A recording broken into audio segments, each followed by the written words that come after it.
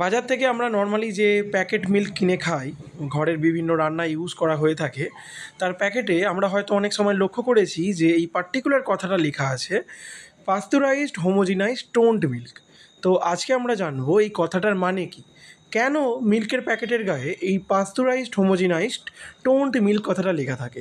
এটা না লেখা থাকলে তার সাথে এটার ডিফারেন্স কী হবে। পাস্তুরাইজড কথাটার আগে আসা যাক। পাস্তুরাইজড কথাটার মানে কি?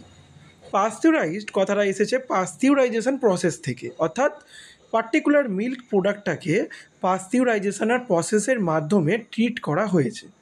কি এই পাস্তুরাইজেশন প্রসেস? পাস্তুরাইজেশন হলো লিকুইড প্রোডাক্টের প্রিজারভেশনের একটা টেকনিক। লিকুইড প্রোডাক্ট হতে পারে মিল্ক, ইউজুয়ালি মিল্ক, এছাড়াও কোনো ফ্রুট জুসও হতে পারে। লিকুইড প্রোডাক্টগুলোকে যেমন মিল্ককে কী করা হয় না, একটা পার্টিকুলার টাইমের জন্য একটা পার্টিকুলার টেম্পারেচারে রেখে দেওয়া হয়। তার ফলে মিল্কের মধ্যে নর্মাল গরুর যে দুধ, গরুর শরীর থেকে বের করার পরে তার মধ্যে যে সমস্ত জীবাণুগুলো থাকে সেগুলোকে মেরে ফেলা হয়। Most of the pathogenic microorganism মরে যায়, হার্মফুল মাইক্রোঅর্গানিজমগুলোই মেনলি মরে যায়, এবং যার ফলে মিল্কটা হিউম্যান কনজামশানের জন্য সেফ হয়ে যায়। তার মানে মিল্কের প্যাকেটে যদি আজ থেকে আমরা দেখি লেখা আছে যে পাস্তুরাইজড মিল্ক, তার মানে সেটা একটা মানুষের খাবার জন্য উপযোগী।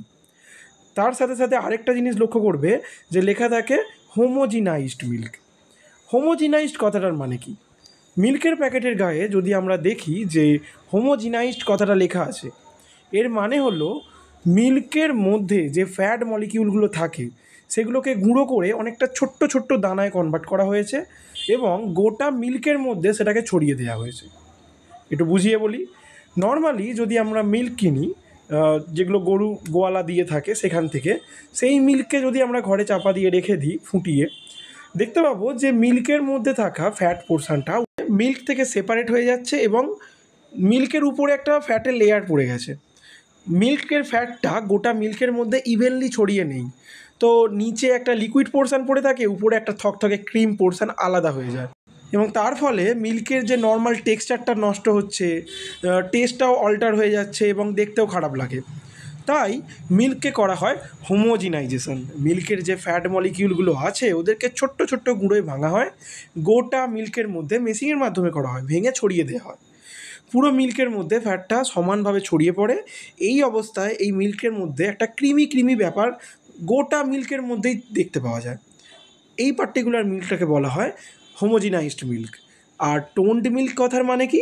টোন্ড মিল্ক কথার মানে হলো ওই পার্টিকুলার মিল্কের মধ্যে আদার কোনো মিল্কের কম্পোজিশনকে মিশিয়ে প্রসেস করে তার যে টোটাল ফ্যাট পার্সেন্টেজকে অ্যারাউন্ড 3% আনা হয়েছে। এই ছিল পাস্তুরাইজড, হোমোজিনাইজড এবং টোন্ড মিল্ক লেখাটার পিছনের অ্যাকচুয়াল সায়েন্টিফিক ব্যাখ্যা। যদি চ্যানেলে নতুন হয়ে থাকো এবং আমার কথা বলা স্টাইল তোমাদের ভালো লেগে থাকে, নিউট্রিশন সম্পর্কিত আরও বিভিন্ন রকমের ইনফরমেশান তোমরা জানতে চাও, দৈনন্দিন জীবনে খাবারের রিলেটেড বিভিন্ন রকম ইনফরমেশান তোমরা জানতে চাও, তাহলে চ্যানেলটা সাবস্ক্রাইব করতে পারো, অন্যান্য ভিডিওগুলোও দেখতে পারো। টাটা।